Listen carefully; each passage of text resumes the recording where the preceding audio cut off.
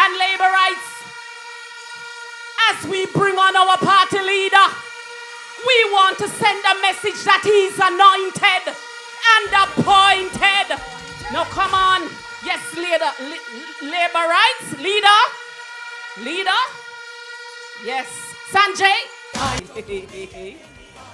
We're ready. Area Council 2.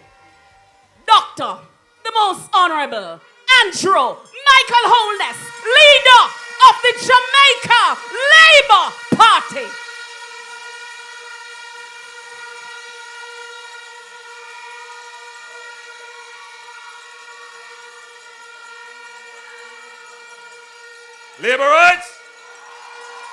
Laborites, showers of blessings to you and your household. You will agree with me that Carencia has certainly grown into the master of ceremonies.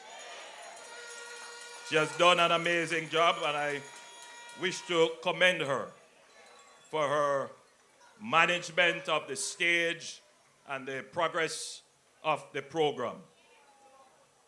We are considerate that many of you have traveled from very far and you have been here for a long time.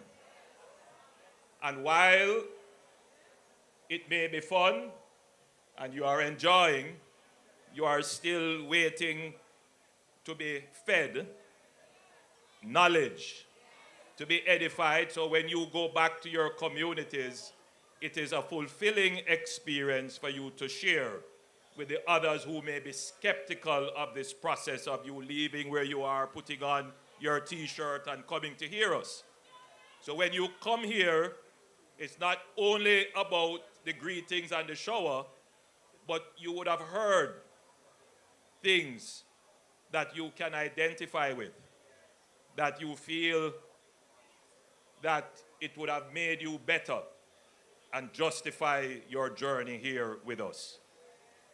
And so we have taken that into consideration, and our meetings are designed for that, so that you leave here fulfilled.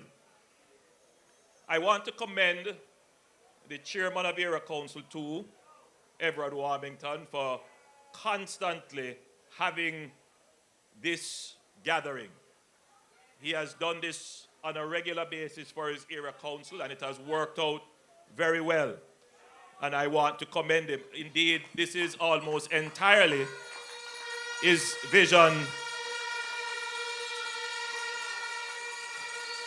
And I dare say, though I don't have his permission to say it, his expense. Where is Everard? Come up, Everard. Where is Everard?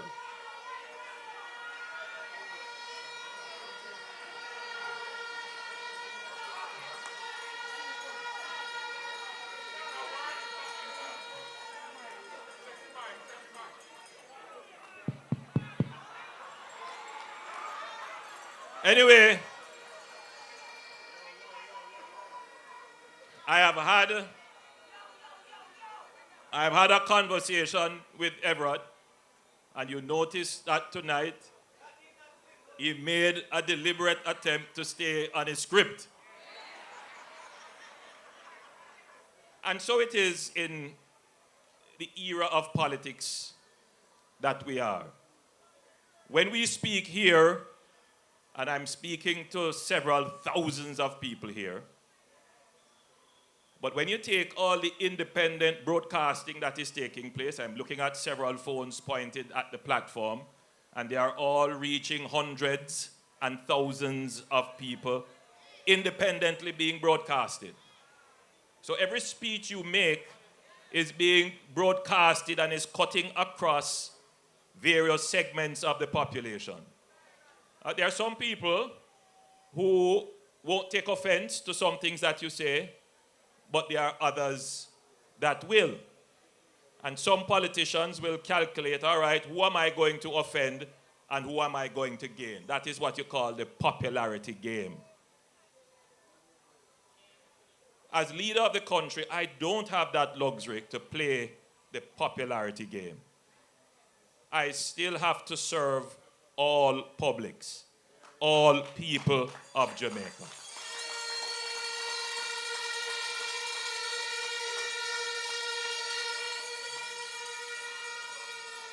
And no matter what is said and what is done, ultimately, I am the standard bearer for the standards of the country and the society, and I cannot compromise that.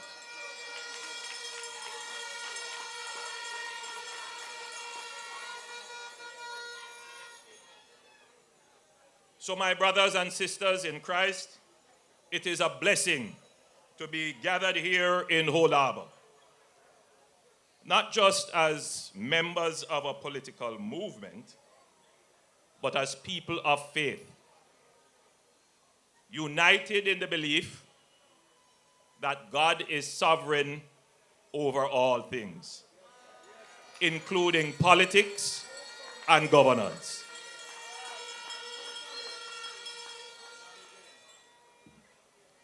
There are things that I will readily admit that it is not within my control. And politics, it is like liquor. When you drink too much of it, you get drunk. And people get drunk on power. But even the fumes of power can get you drunk. Some people have gotten drunk on just the fumes of power.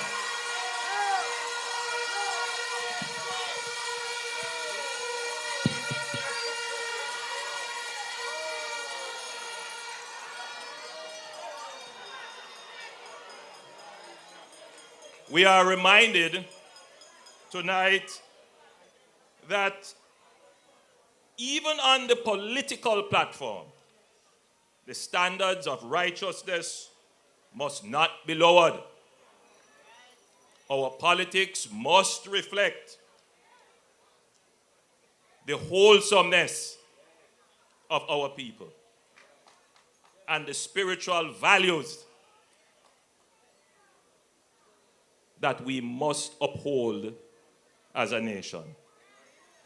You know, we live in a time where the modern thought is that we are all free to do what we want to do. In other words, there are persons who would want you to feel that freedom of choice, freedom of expression, the freedoms that we have means that there is no standard. There is no value. And unfortunately, value has been reduced to what you can buy, meaning that we confuse the value of morality with the value of money. And even political parties sometimes get into that game where we seek to make commitments and promises about how much money you're going to get.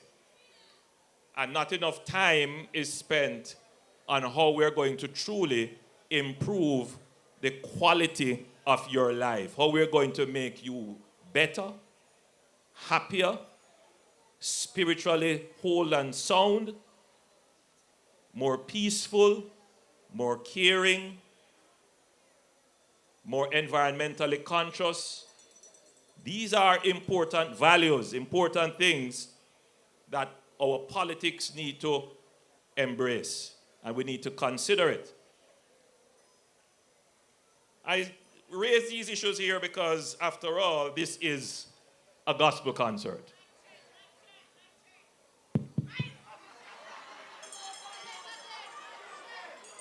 So, there are those who have used the political stage primarily to bring down people, thinking that popularity can be earned through profanity. But I say to you, as I have written to my political party to say, we are not in a race to the gutter.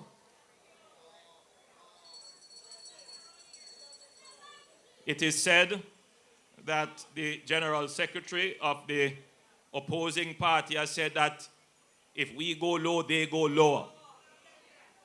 We don't join that. We are not into that. No, we can't do that. The Jamaica Labour Party does not and will not trade the dignity of the people for denigration and disgrace. No, we are not going to do that. We must be guided by Psalms 19, verse 14. Let the words of our mouth and the meditation of our hearts be acceptable in thy sight. Oh.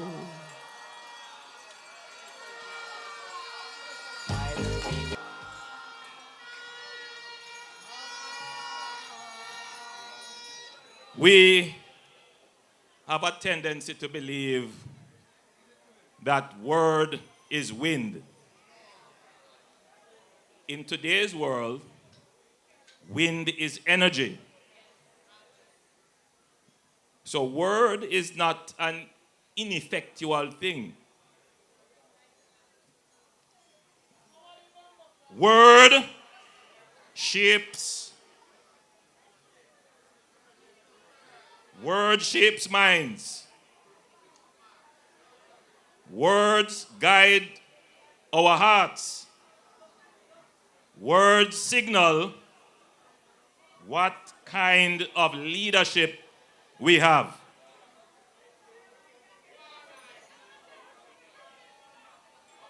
So my fellow Jamaicans, we are also living in a time when truth is being sacrificed at the altar. Lies, half-truths are being spread by the opposition. Not just in the heat of a campaign, but as part of a sustained strategy to mislead and confuse. And I want to point that out to you tonight. That not everything you hear in social media, not everything you hear in the newspapers, on the radio, and certainly on the opposition platform is true. Lying lips are an abomination to the Lord. But they that deal in truth are his delight. We as the government, we have an obligation to deal in truth. And we have set standards for our public communication with our social media, and anything that we put out as a government as far as possible must be true. We're not going to craft anything to mislead or twist anything for popularity. We have an obligation to give you, the people of this country, the truth so that you can make the right decisions. And we can do this because we believe and we know that we have the truth on our side. We have a record of performance that speaks for itself.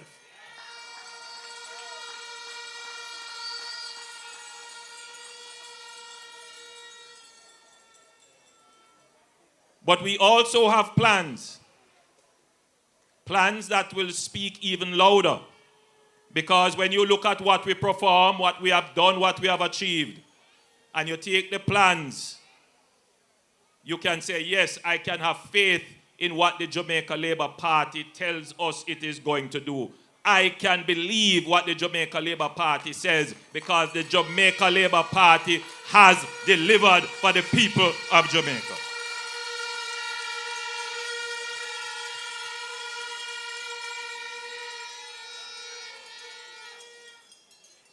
You know what faith is. Faith is the substance of things hoped for and the evidence of things unseen. You can have faith in the Jamaica Labour Party because we have provided the substance, the delivery. We have cut the national debt in half. You have gone 10 budgets and you don't have to go in your pocket and pay any new taxes. Never happened before in the history of this country.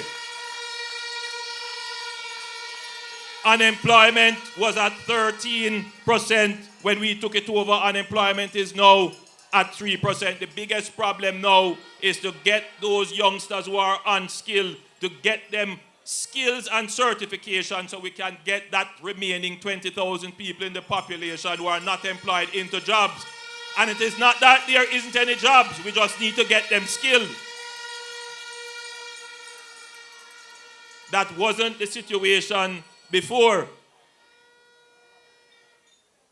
You know, when I took over as Prime Minister, the murder rate per 100,000 reached as high as about 49 per 100,000. You know what the murder rate is today? If you were to annualize it, the murder rate would be somewhere between 20 and 25 per 100,000. We have cut it in half. What people believe couldn't happen and would never happen, this government has delivered it. You know, there was a time when we used to say that there are certain communities that hot. Certain communities, you can't even go there because gangs control them. And we put in a program called the Zones of Special Operations. We had 20 communities on the list where the murder rates in those communities were so high, over and beyond the average for the country. People who lived in those communities felt unsafe. And we put in the zones of special operations now in 7 of those 20 communities. And I want you to think for a moment. Name me one community now that you could consider it hot. Just think. Just stop and think. I'll leave you with that one. Just think. You know, I could go on and on and on and on and on with all kind of things that we have done. But I want to talk to you briefly about housing. And I want to use housing to explain to you why good government matters. When you can't attack the obvious success, you employ a strategy of distraction. So they can't quarrel with the figures that murders have been cut in half, essentially, the murder rate cut in half. So they start to say, it's not the government do it. And they start to say that because the argument that they want to put in your head is that government doesn't matter. In other words, the achievements of the Jamaica Labour Party government, which I administer on your behalf, was not as a result of the Jamaica Labour Party government. That is what they want to put in your head. So they want to say government doesn't matter. Yet they want to become government. And yet they are promising you all kind of things that they are going to do when they become government. But if you were to compare record for record, you would see that we outpace them in every category. But let's put aside record now, and let's look at the substance of what is promised. I gather that a certain man of chaka chaka notoriety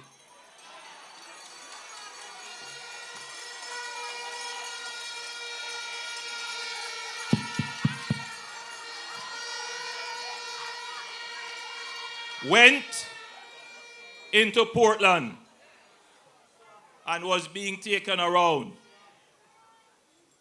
and the issue of housing probably came up.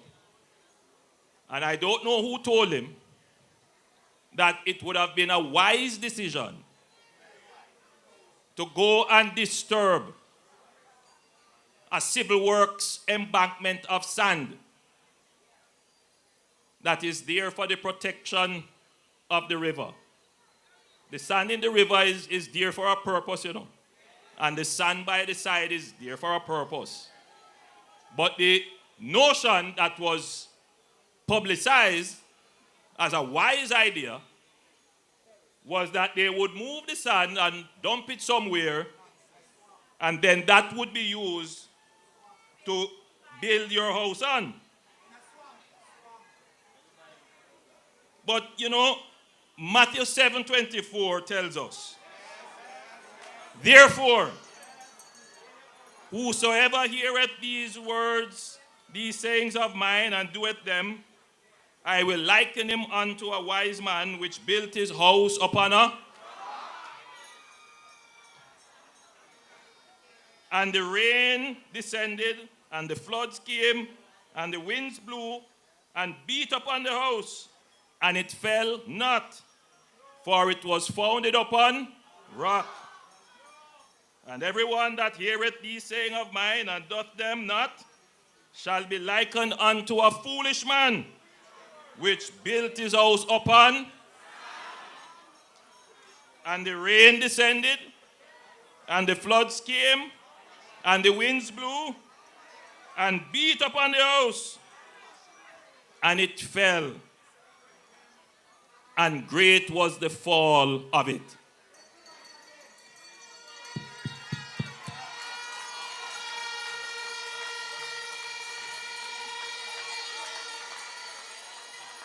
Now, I understand the exigencies of a campaign, you know. When you're on the campaign trail, people pull you everywhere and tell you this and they show you that, and you are inclined to say, yes, man, yes, man. But, you see, it takes time and experience and sobriety and a certain strength too, to be able to say to your followers, maybe this doesn't make sense. And there are a lot of policies that are being put now in the public domain that if they are properly interrogated, and one of the shortcomings is that, you know, there is not really much interrogation of the policies that are put out. But if you were to interrogate some of the policies, you would see that it don't make sense to take sand out of river to dump up land to build on. But a lot of people hear that and say, yes, yes, of course. Good government matters. Good government matters. So it is a plan to take up billions of dollars to give a subsidy to a certain segment of the population for a down payment on the house. Now, I am sympathetic with the need to provide Jamaicans with support to achieve their housing needs. I am very sympathetic to that. However, you have to be careful that you can't give people money to buy a house when there are no houses. Because the more money that people have to buy a house, and if there are no houses, the price of the house go up. So the real problem is not so much the money availability to buy the house. Good government strategy must also focus on how to build more houses. And that is what this administration has been doing. How to increase the number of houses in Jamaica. We estimate that there is a shortage of about 150,000 new housing solutions in Jamaica. In the last election, we committed that we would build 70,000 new houses. And we are well on our way to accomplishing these 70,000 new houses. And I just want to point it out to you. The NHT committed to build 43,000 of that 70,000. We have under construction, based upon the last figures I have, they might be a little bit dated, but we'll give you the updated figures. Under construction, we have 8,350 housing units approximately being constructed all across Jamaica. Every day you see me cutting a ribbon or breaking a ground or doing something about housing. Under award of contract, we have 7,700. For negotiations and procurement, meaning that we're going to go now to get a contractor to build them, we have 12,200. In the planning phase, meaning that the architects are designing and the urban planners and the engineers, we have 10,598. And on a daily basis, we are issuing build-and-own land loans, and we have done about 1,800 of those. So in total, the NHT has under construction or in planning 40,600 housing units in addition to what they have already built over the last 4 years. So the NHT is well on track for delivering the 70,000, there 43,000 out of that 70,000. The HAJ has been tasked with delivering 15,000 houses, and they are seeing their way to 8,000 of those. I went to look at one of those housing schemes called Edmund Ridge. Lovely housing development in St. James. And then there is the Bernard Lodge, Greater Bernard Lodge development. Some of you may not know it, but those of you who live in St. Catherine, you should take a time to go over there and see it. Wonderful thing happening over there. That will deliver between 10 and 15,000 housing solutions. And if you go over there already, you will see the beautiful houses that are being built. So when you take all of that together, in addition to what we are doing under social housing, the government is keeping its promise to build 70,000 new housing, putting them on the market rapidly so that every Jamaican can get a house that they deserve. But we're not stopping there. We shall shortly announce the next phase of housing development, which will help us to reach the 150,000 mark. So I will be announcing another 60,000 new houses to be built coming in the next term. And we are well on our way with that. And I want to tell you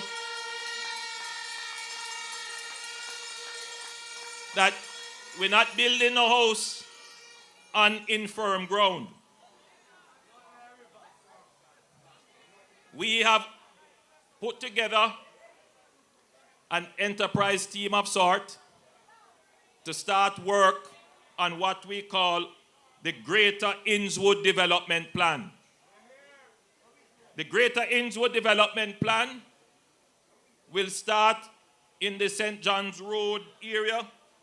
It will take in housing developments like Naysbury Grove, Silver Sun, Kitson Town, and it will come down the hill,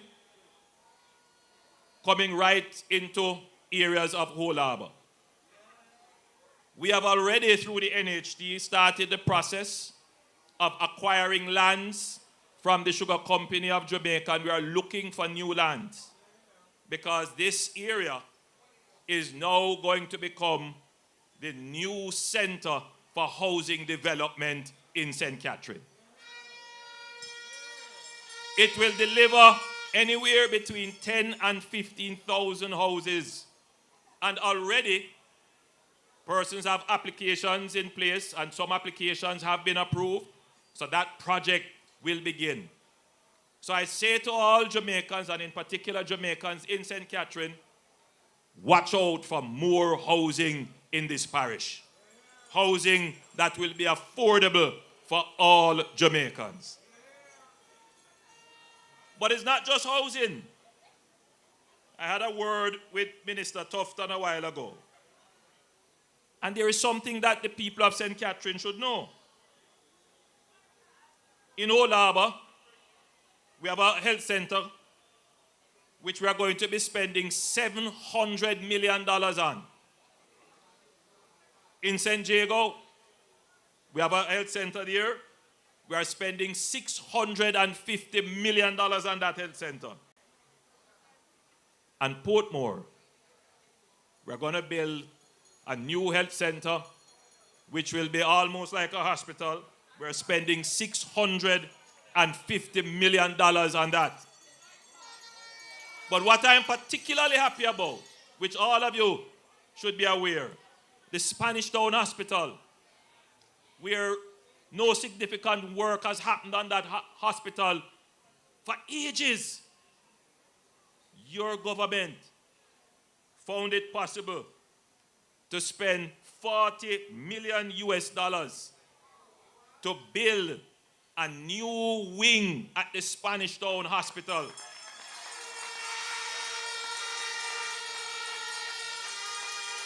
I can tell you without any fear, without any question, that I was born at the Spanish Town Hospital.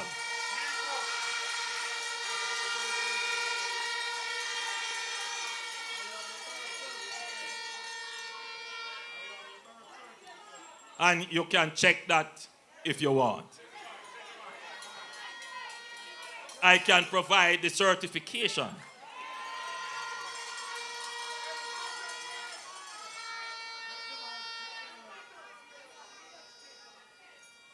The Spanish Town Hospital is the main source of tertiary medical care in this parish.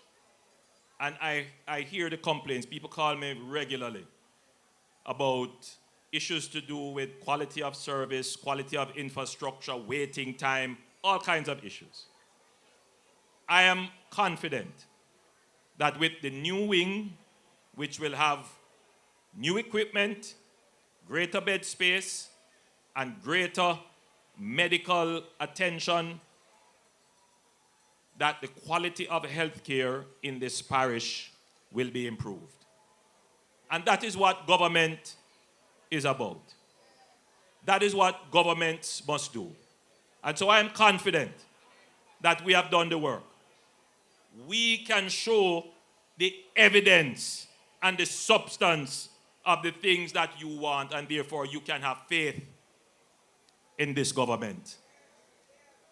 So it is only left for me now to say to you who are gathered and those who are listening that you have a choice. You can choose chaka chaka, or you can choose order. You can choose a promise, or you can choose delivery and performance.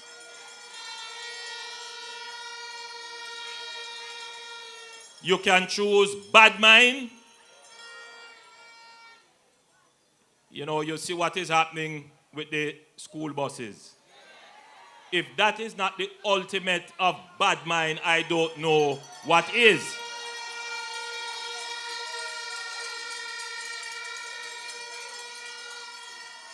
But it is nothing new. It is nothing new. You know, when the NIS was being proposed, the PMP opposed it. And they call it sin. And look at it today. Nothing new. So we are not fazed by that. So you have a choice to make.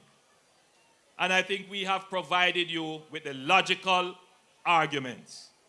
We have provided you with the reason. And all that we ask you to do is choose wisely. Choose what is best for you. Choose what is best for your community.